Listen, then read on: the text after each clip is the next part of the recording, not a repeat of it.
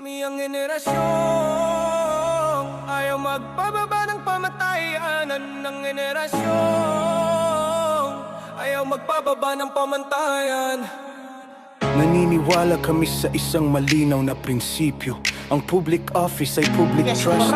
Ang kapangyarihan ay hiniram sa bayan. Hindi ito pag-aari, minana o pinalulusutan. Tinatanggihan namin ang korupsyon, katahimikan at ganito na talaga. Pinipili namin ang katotohanan kaysa palusot at pananagutan kaysa kasikatan. Magtatanong kami, makikialam kami, mananagot ang may sala kahit sino pa sila. Walang untouchable, walang dahilan, walang lusot.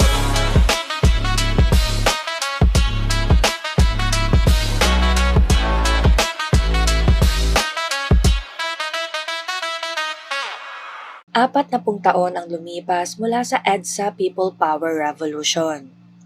Noong 1986, nagtipon ang milyong-milyong Pilipino.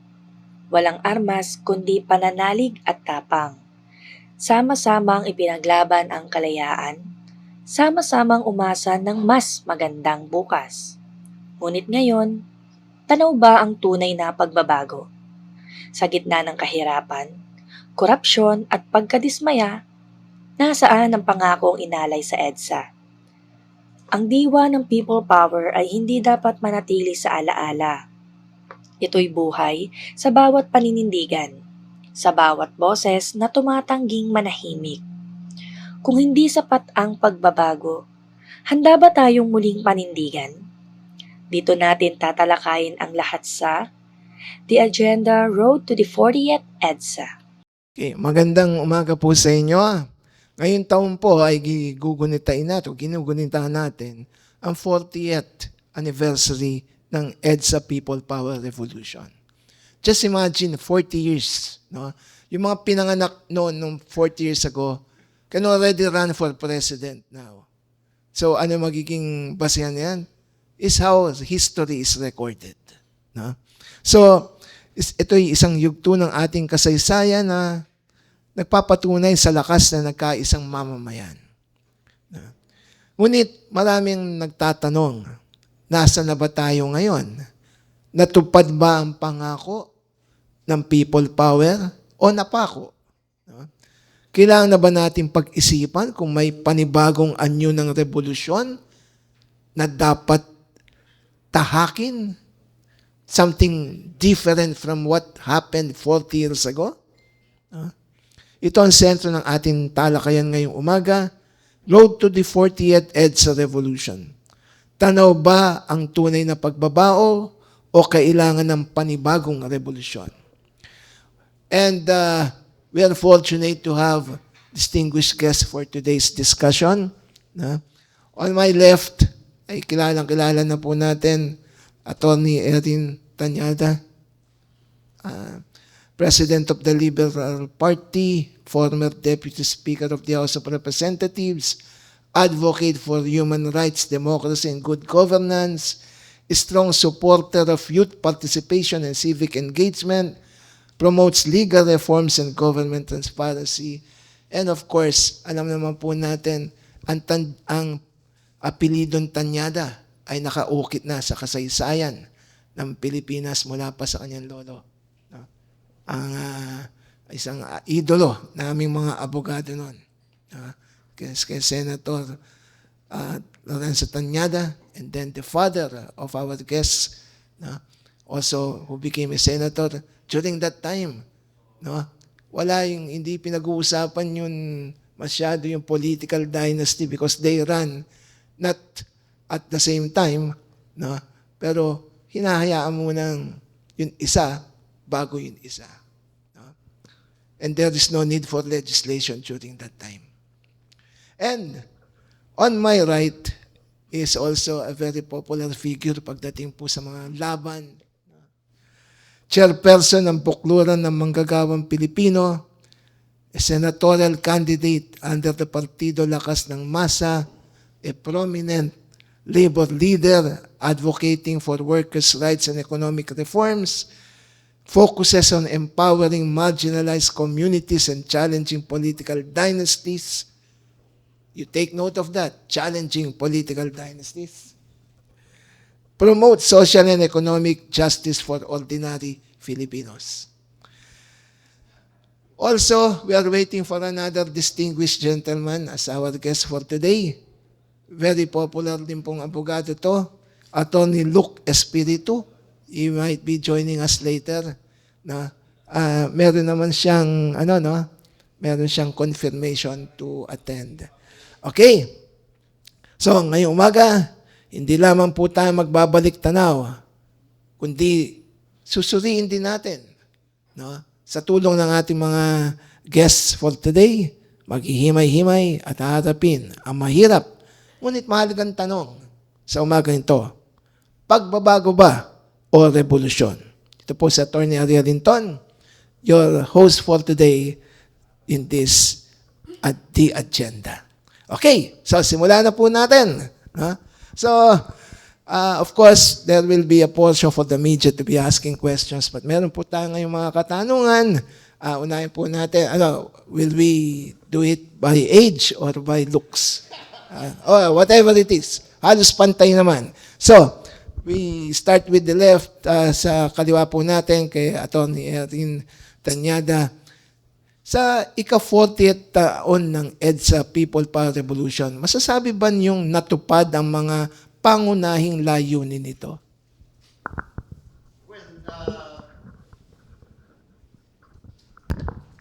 Para sa akin, kailangan i-break down kung ano yung mga iba't ibang mga layunin ng EDSA, no? Maraming masasabi po natin nais natin mangyari, no? Pero hanggang ngayon hindi pa rin natutupad. Ang pwede lang natin sabihin na nangyari bumalik uli yung larangan na pagpili whether it is good or bad ng mga politikong nagpapalakad ng ating pamahalaan. Yun lang naman yun eh. Pero kung babalikan natin kung ano yung isa sa mga rason, no? Kahirapan, kagutuman, no? Korupsyon, mukhang nandito pa rin at hindi nabibigyan ng solusyon ng kahit anong administrasyon na sumunod after EDSA 1986. So, kung sa usapin lamang sa eleksyon, nagkaroon ng pagbabago doon, no? Dahil nagkakaroon ng pagpapalit ng mga liderato natin. Pero kung sa usapin ng kagalingan o kaayusan ng ating mga mamamayan, pwede rin po nating pa rin sabihin na yung basic problems nandito pa rin sa ating bansa. Okay, now let's talk about the post-EDSA EDSA revolution. Kasi nabanggit niyo, sir, na doon sa mga sumusunod na mga administrasyon after EDSA, ano ang pinakamalaking tagumpay, in your opinion, when it comes to the post-EDSA democracy, other than nagbalik ang eleksyon? Well, unang-una, bagamat masasabi po natin maraming kritisismo sa 1987 Constitution, 1986 Constitution, ito ay dumaan sa proseso ng pagraratipika ng ating mamamayan. Dahil yung 1973 Constitution, merong mga katanungan doon, how it was ratified. Alam natin yan sa Javellana versus Executive Secretary.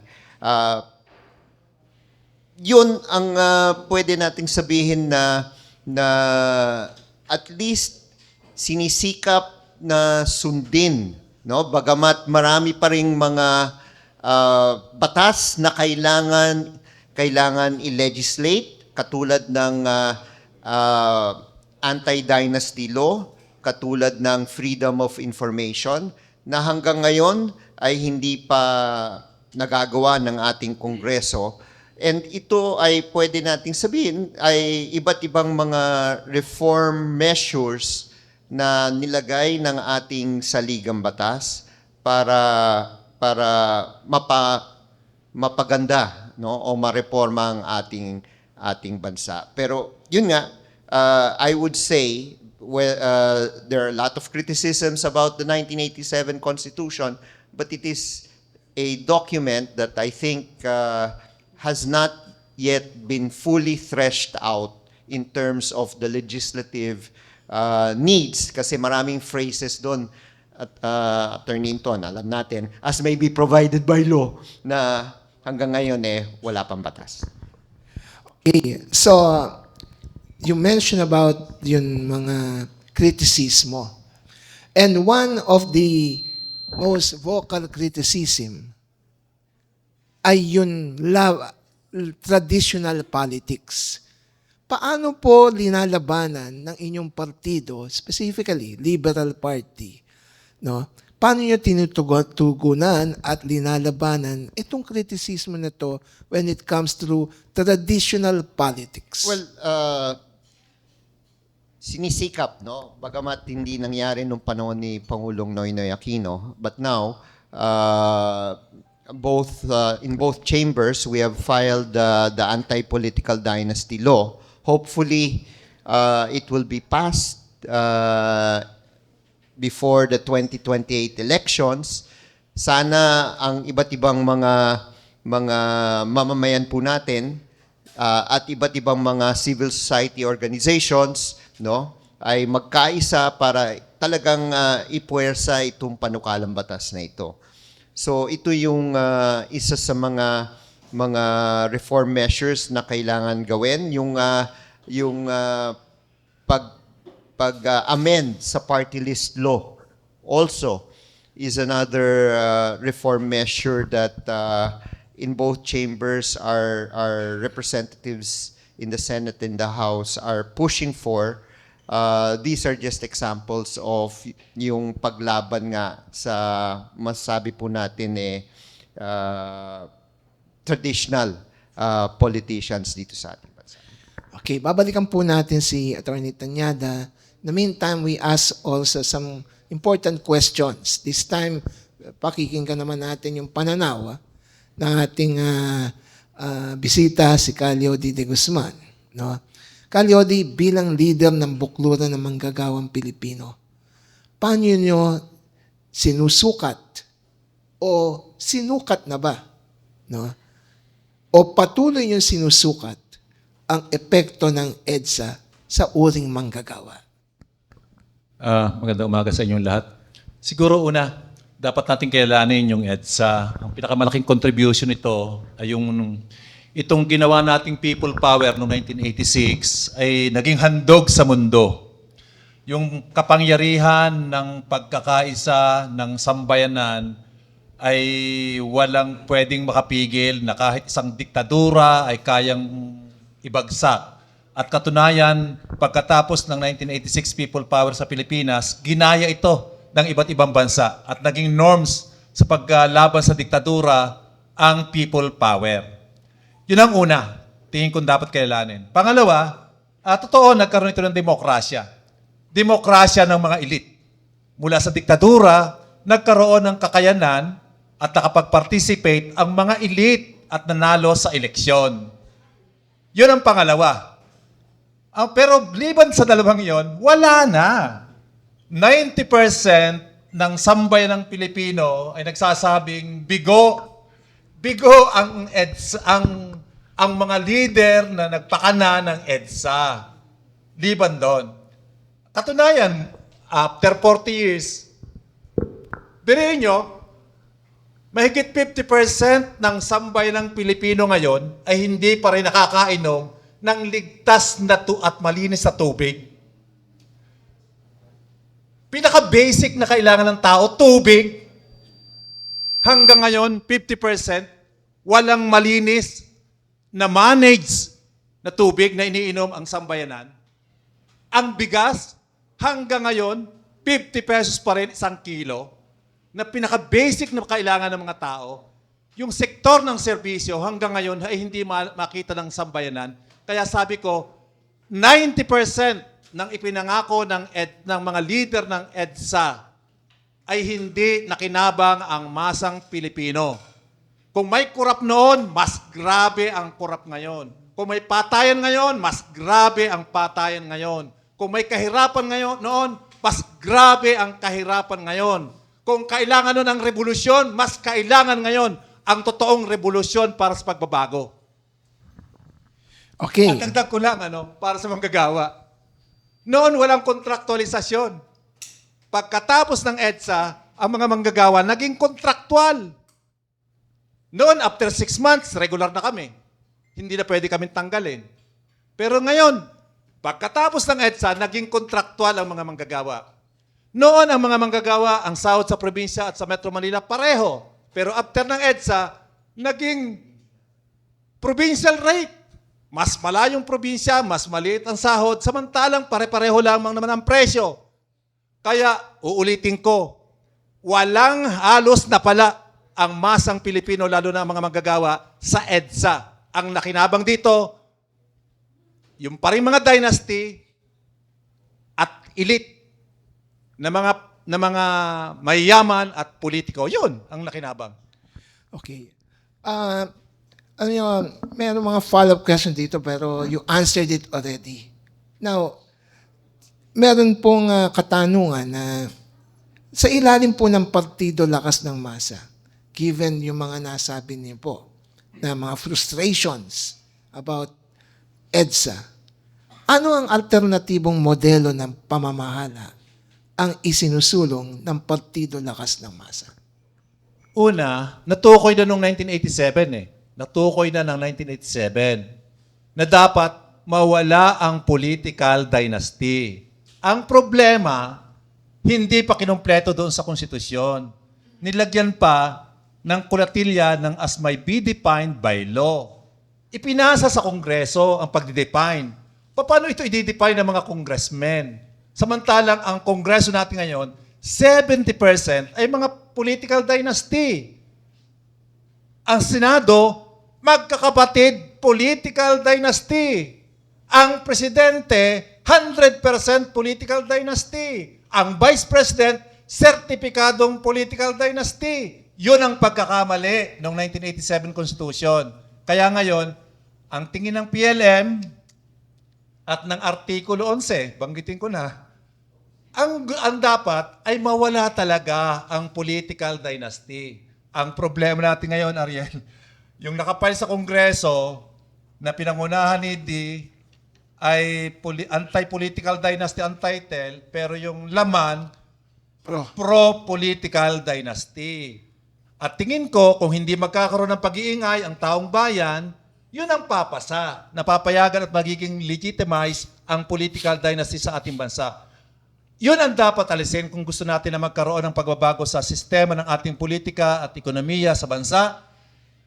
Dahil hanggat ang ating gobyerno mula Malacanang, Kongreso at Senado na mga gumagawa ng batas at gumagawa ng patakaran at program at budget ay puro political dynasty, maglilingkod lang ito sa interes ng mga mayaman at mga oligarkiya na kasabwat nila, hindi ng masang Pilipino, hindi ng ating bayan. Kaya dapat isang paggogobyerno na wala ang political dynasty. Okay. Gumaganda po ang talakayan natin at tama-tama na po naman na dumating na rin po ang isa pa rin natin panauhin. He is a well-known labor leader and labor lawyer, a human rights advocate, a defender of workers' rights and marginalized sector. Expert po siya sa labor law, human rights at social justice, and active in seminars, campaigns, and community programs for equality and fair wages. Please welcome Attorney Luke Espiritu. Okay. Thank you, Panyero. So, tama-tama na rin. Dumating ka, Panyero. May mga katanungan na sa'yo. No? So, shoot na natin dahil alam ko na marami ring nais itanong ang ating pong mga kasabi ng ating pong media sa ating mga guests ngayon. So, Attorney Luke, we are talking about EDSA. No? EDSA, the perspective, etc. So, sa perspektibo po ng karapatang pantao, ano ang kalagayan ng demokrasya sa 40 taon matapos ang EDSA? Wasak na demokrasya. Ang demokrasya natin is a farce. Kung ang demokrasya is about the people being empowered at ang boses nila ay napakikinggan, hindi nangyayari yan. What we have is simply formal democracy. Kumbaga, bihis, damit. Formal democracy na tayo ay nag-i-election every 3 or 6 years, pinipili yung mga leader, kuno, and then once these leaders are elected, wala na tayo sa eksena. They could legislate against our interest, they could lay policies na kontra sa karamihan, pwede nilang gutumin ang mga manggagawa sa starvation wages at walang masasabi ang mga manggagawa, wala ng intervention. Pwede nilang patayin ang kabuhayan ng mga magsasaka because of their economic policies, and then wala nang magagawa ang mga magsasaka. So limited lang sa every 3 years, every 6 years boboto, pero even that ninanakaw pa because of electoral fraud, because our dynasties control the process from the pinakamababa or maliit na sityo hanggang sa counting sa COMELEC. So, our democracy has been a farce. At namamayagpag ngayon ang mga dinastiya at ang mga dinastiya natin ngayon umaabot na sa pinakarurok ng pinakamasamang representasyon ng pagiging dinastiya. Ang pinakarurok niyan ay si Marcos na magnanakaw at si Duterteng mamamatay tao. So, yun ang nangyari sa demokrasya natin. Okay. You mentioned about abuses. No? Sa tingin niyo po ba may pattern na bang nagaganap sa pang-aabuso na bumabalik sa kasalukuyang panahon? It will never, you won't remove na ang paghahari ng mga minority sa tuktok, our dynasties, na nandyan sa kapangyarihan dahil they can manufacture consent and they can even manufacture votes. They are not really popular leaders and they don't really aspire for or adhere to anything na para sa kabutihan ng karamihan. So they will have to perpetuate themselves in power with the use of violence and force and intimidation. And our kababayans know that na kapag nandun ka nakatira sa mga lugar ng pinamumunuan ng dynasty, sila ay natatakot sa dinastiya. It's not true that these dynasties are being freely elected into office. Freedom of choice in this country is an illusion under the rule of the dynasties. May mga patayan, hindi na siguro natin kailangan pang lumayo. Maguindanao Massacre is a crime of the dynasties. Yung pagpatay kay Jerry Ortega is a crime of the dynasties. Ang mga reporter natin ay pinapatay. In fact, the Philippines has been listed as one of the deadliest places for journalists. Why? Because our journalists and media practitioners, if they attack the dynasties, mamamatay sila. So, hindi nawawala. It's a permanent feature of dynastic and elite rule in our country. Okay. It's just a matter of degree. No? Kung nung panahon ni Duterte, ang degree ay talagang umaabot sa impunity na pwedeng ipagyabang na ng isang presidente na papatay siya. Pero even if we don't have a president like Duterte, even if we have a president like Bongbong Marcos, hindi nawawala mga extrajudicial killings at patayan.